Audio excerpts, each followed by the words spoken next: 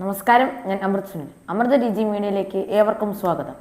ഞാനിന്ന് പറയാൻ പോകുന്നത് ഓർമ്മശക്തി എങ്ങനെ വളർത്തിയെടുക്കാമെന്നതാണ്. ഒട്ടുമിക്ക പേർക്കും ഉള്ള ഒരു ശാപമാണ് മറവി.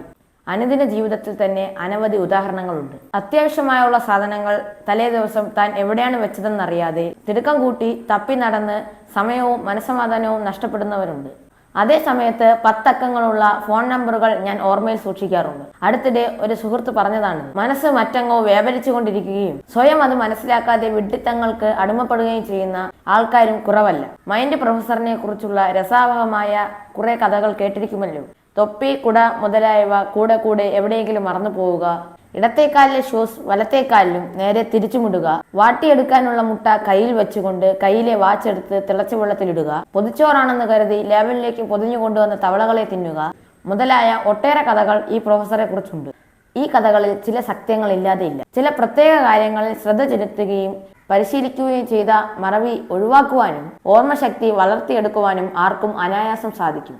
സാധാരണക്കാർ അവരുടെ കഴിവുകളുടെ 10% പോലും ഓർമ്മശക്തി വളർത്തിയെടുക്കുന്നതിന് വേണ്ടി വിനിയോഗിക്കുന്നില്ല. ഇതിനുള്ള അവരുടെ കഴിവിന്റെ 90% അവർ പാഴാക്കുകയാണ്. താല്പര്യം, ശ്രദ്ധ ഇവ രണ്ടും ഓർമ്മകളുടെ മുഖ്യ ഘടകങ്ങളാണ്. താല്പര്യമുള്ള വിഷയങ്ങളിൽ നാം ശ്രദ്ധ ചെലുത്തും, അത് മറക്കുകയില്ല. നേരെ മറിച്ചാണെങ്കിൽ അത് മറന്നു പോവുകയും ചെയ്യും. ഒരു ഉദാഹരണം പറയാം. അടുത്ത ക്വാർട്ടേഴ്സിൽ താമസിക്കുന്ന ഒരു സുഹൃത്താണ് തോമസ്. അയാൾ കോട്ടയത്തിന് പോവുകയാണ്.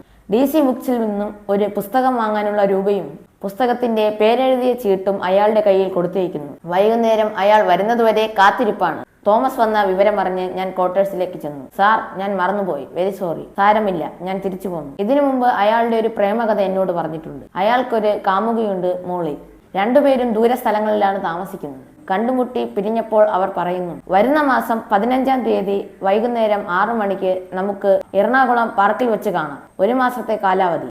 ആ പറഞ്ഞ തീയതിയിൽ 5 മണിക്ക് മുൻപ് തന്നെ തോമസ് പാർക്കിലെത്തി. ഏതാനും നിമിഷങ്ങൾക്കകം കാമുകി. ഇക്കാര്യത്തിൽ തോമസിന് മറവി പറ്റിയില്ല. ഇപ്പോൾ പുസ്തകം വാങ്ങുവാൻ മറന്നു പോവുകയും ചെയ്യുന്നു. ഇതിൽ നിന്നും മനസ്സിലാക്കേണ്ടത് എന്താണ്? കാമുകിയെ കണ്ടെത്താനുള്ള അതിയായ ആഗ്രഹം അദ്ദേഹത്തെ ശ്രദ്ധാലുവാക്കി.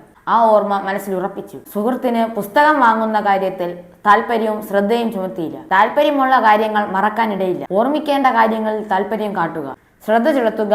മറവി സ്വയം മുടച്ചോടിക്കോളൂ. എന്തിനേയും ഏതിനേയും തികഞ്ഞ ആത്മവിശ്വാസത്തോടുകൂടി നേരിടുവാൻ പരിശീലിക്കുകയും നിങ്ങളുടെ ഓർമ്മശക്തിയെക്കുറിച്ച് സ്വയം മതിപ്പുളവാക്കിയെടുക്കുകയും ചെയ്യുകയാണെങ്കിൽ ഓർമ്മശക്തിക്ക് മങ്ങലേക്കുകയില്ലെന്ന് അനുഭവത്തിലൂടെ മനസ്സിലാക്കാൻ സാധിക്കും. ഓർമ്മശക്തി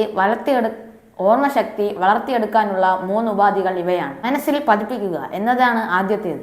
മനസ്സിൽ മുദ്രണം ചെയ്ത കാര്യങ്ങളാണ് നമ്മുടെ ഓർമ്മയിൽ മുഖ്യമായും തങ്ങി നിൽക്കുന്നത്.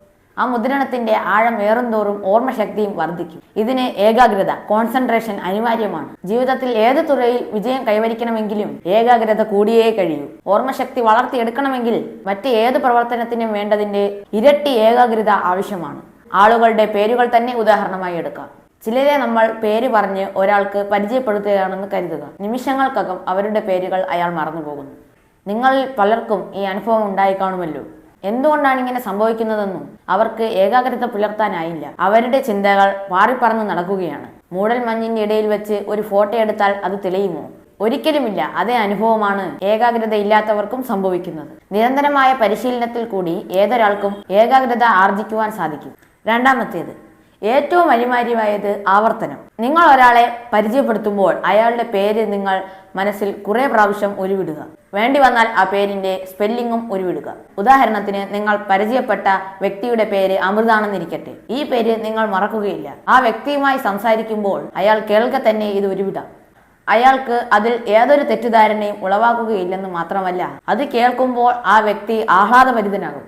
അങ്ങനെ ചെയ്യുമ്പോൾ ആ പേര് നമ്മുടെ മനസ്സിൽ മുദ്രണം ചെയ്യപ്പെടുന്നു. പേരിന്റെ കാര്യത്തിൽ മാത്രമല്ല, ദൈനംദിന ജീവിതത്തിലെ ഓരോ കാര്യത്തിലും ഈ രീതി അവലംബിക്കാവുന്നതാണ്.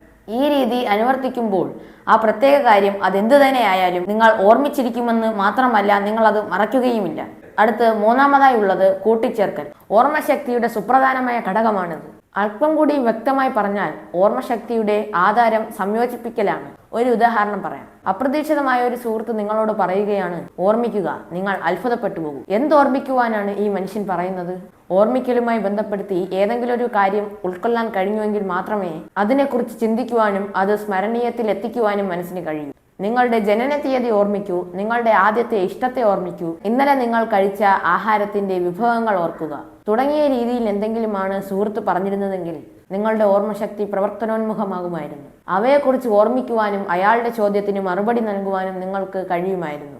ഒന്നിനോട് മറ്റൊന്ന് സംയോജിപ്പിച്ചുള്ള കാര്യങ്ങളാണല്ലോ ഇവ. നിങ്ങളുടെ കണ്ണട വീട്ടിലെ ഏതോ ഒരു മേശയുടെ ഡ്രാക്കുള്ളിൽ വെച്ചെന്നിരിക്കട്ടെ. അടുത്ത ദിവസം നിങ്ങൾ കണ്ണട തപ്പുകയാണ്. അത് എവിടെയാണ് വെച്ചതെന്ന് ഓർമ്മയില്ല. ഇതുപോലുള്ള അനുഭവങ്ങൾ നിങ്ങളിൽ പലർക്കും ഉണ്ടായിരിക്കുമല്ലോ. ഇങ്ങനെ ഒരു മറവി സംഭവിക്കാതിരിക്കേണ്ടതിന് ചെയ്യേണ്ടതെന്താണെന്നോ? കണ്ണട നിങ്ങൾ എവിടെയാണ് വെക്കുന്നത് എന്ന് ശ്രദ്ധിച്ച് അത് നിങ്ങൾ എവിടെയാണ് വെക്കുന്നതെന്ന് മനസ്സിൽ മുദ്രണം ചെയ്യുക. ഫസ്റ്റ് ലാ ഓഫ് മെമ്മറി ഈസ് ഇംപ്രഷൻ. കണ്ണട ഡ്രായിൽ വെച്ചിട്ട് അത് ഇന്ന സ്ഥലത്താണ് വെച്ചിരിക്കുന്നതെന്ന് മനസ്സിൽ പല പ്രാവശ്യം പറയുക. സെക്കൻഡ് ലാ റിപ്പീറ്റേഷൻ. അതുപോലെ തന്നെ കണ്ണട വെച്ചിരിക്കുന്ന ഡ്രായും മേശയും മനസ്സിൽ പതിപ്പിക്കുക. തേർഡ് ലാ അസോസിയേഷൻ.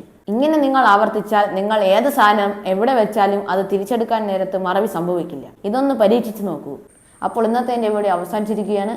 അടുത്ത വീഡിയോയിൽ ഓർമ്മശക്തി വളർത്താനുള്ള പരീക്ഷണങ്ങളെക്കുറിച്ച് നമുക്ക് സംസാരിക്കാം. അപ്പോൾ എൻ്റെ വീഡിയോ എല്ലാവർക്കും ഇഷ്ടപ്പെട്ടുവെങ്കിൽ ലൈക്ക് ചെയ്യുക, ഷെയർ ചെയ്യുക, സബ്സ്ക്രൈബ് ചെയ്യുക. ബൈ.